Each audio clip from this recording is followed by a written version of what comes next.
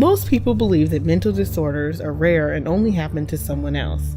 In fact, an estimated 54 million Americans struggle with a mental disorder each year.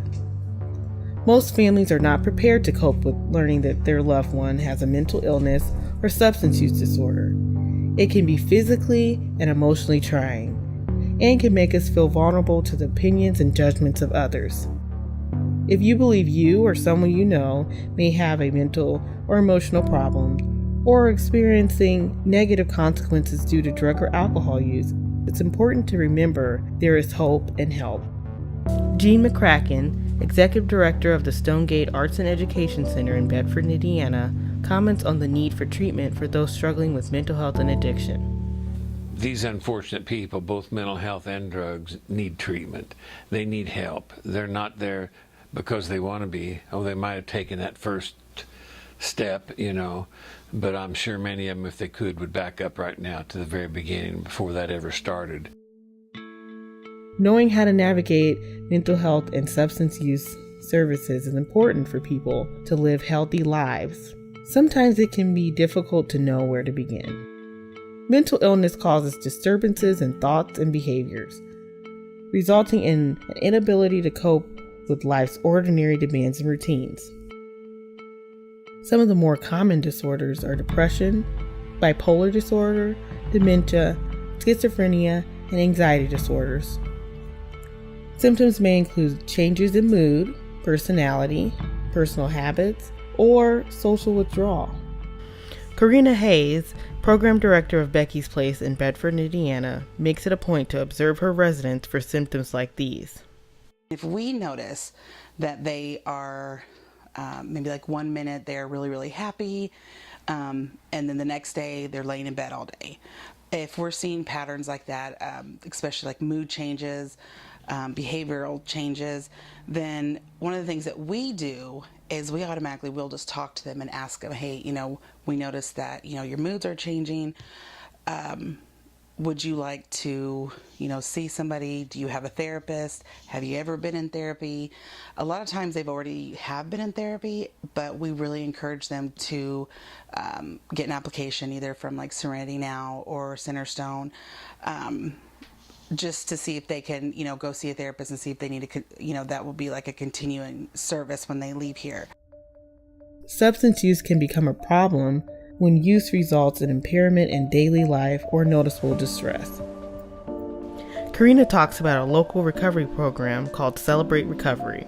Celebrate Recovery, which is every Monday night. We really encourage the ladies that are dealing with any kind of addiction, really, whether it's drug addiction or some kind of other addiction. Celebrate Recovery really hits every single point.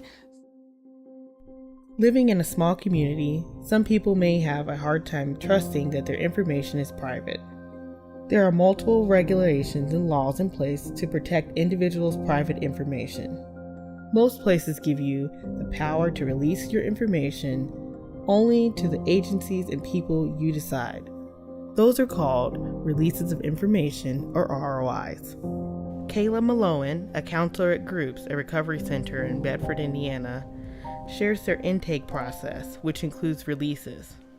So when they come into Groups, they're going to meet with our office coordinator, who is at the front of the office. Usually they have already scheduled an intake assessment to meet with the counselors here. So they are going to fill out intake paperwork, which I have right here. It's a whole packet. They fill out an emergency contact information for their release. They fill out their own contact information because we do random pill counts, so we do have papers specifically for that. And then they fill out the rest of the packet, so it's a lot about them and their background and their history and what their life is kind of like.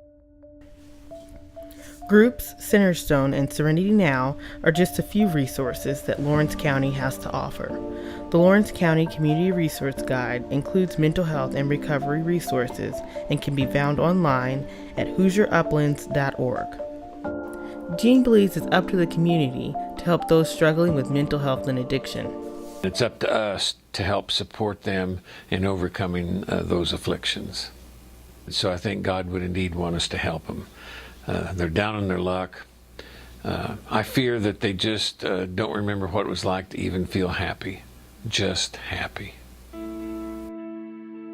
If you or someone you know is in crisis and needs immediate help, call 911 for emergency services, or go to the nearest hospital emergency room, or call the toll-free 24-hour hotline of the National Suicide Prevention Lifeline at 1-800-273-TALK. That's 1-800-273-8255.